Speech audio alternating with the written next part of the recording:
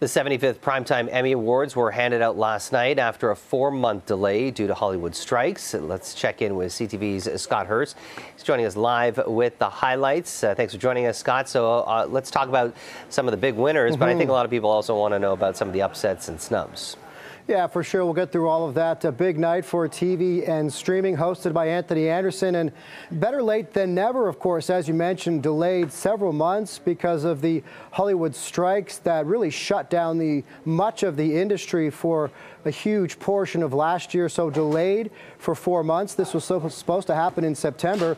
The first time the Emmys have been delayed, Jamie, since 2001, when the broadcast that year was supposed to happen 5 days after the September 11th terrorist attack, and that show went ahead in November. So this one delayed a bit longer. So let's get through some of the highlights of the show and some of the big winners of the night, including Succession and The Bear, tied for most wins overall, taking home 6 awards each, starting with Succession winning Outstanding Drama Series for the series itself, and actors Sarah Snook and Kieran Culkin taking home individual awards themselves. The Bear coming in with Outstanding Comedy Series.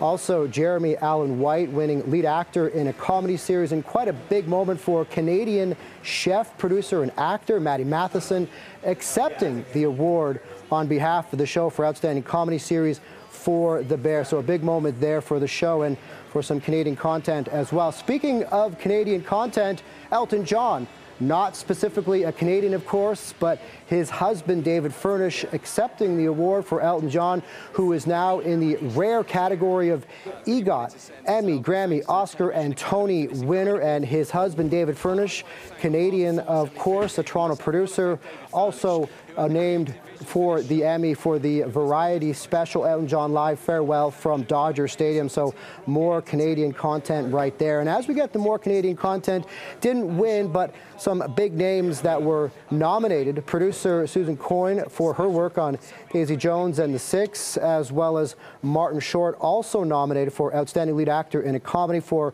Only Murderers in the Building. However, he did not win as well. Jamie, of course, other big headlines, as you mentioned, we all like to find out about the snubs, who didn't win, who didn't get the trophy, and what series walked away empty-handed.